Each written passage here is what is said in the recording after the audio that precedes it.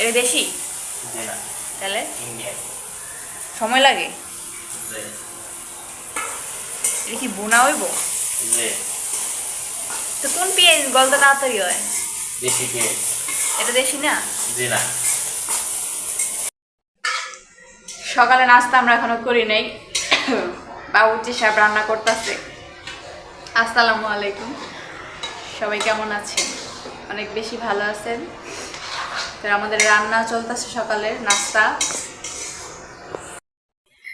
তাড়াতাড়ি হওয়ার জন্য এই যে কারেন্টের চুলা নামাইলাম, তাড়াতাড়ি হবে। অনেক খিদাও পাইছে, এই জন্য খাওয়াটাও তাড়াতাড়ি হবে। ডিম বোনা হচ্ছে, এটা দিয়ে আজকে সকালে নাস্তা হবে। ভাত বসাইছি। দুপুরের জন্য বাজার করে আনছে এই যে মাছ, এই 3টা মাছ 300 টাকা নিচ্ছে গাইস।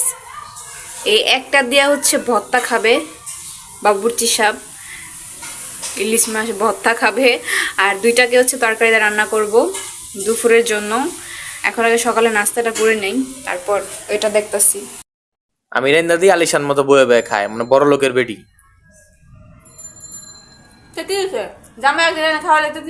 পাপা পাপা কি পারি হইতে চাও তুমি? না জামাই জামাইয়ের বাড়িতে এসো, পাপা কি পারি না তুমি এখন?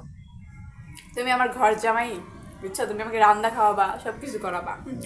একটা তুমি ঠুয়া একটা দিন কিন্তু জামাই। গাইস, আমরা খাওয়া দাওয়া করি। আল্লাহ হাফেজ। কি যে ছেঁচাছেঁচি শুরু করছো, কি শুরু করছো তুমি? এটি এটা ভর্তা খাই আপনি বলেন। বর্তা দফা ঠিক আছে, ওরা ছেঁচা দিয়ে দেখেন ছেড়ছি যেটা, ওটা ঝুরঝুরা বানাইছে মাছটার। আর হচ্ছে ডিম, দেখেন এই যে কত বড় ডিম, আর এটা বুনা করছি। সেই টেস্ট, ঝোরা ঝোরা করেছে বাবুর্চি শাক। সেই শাক,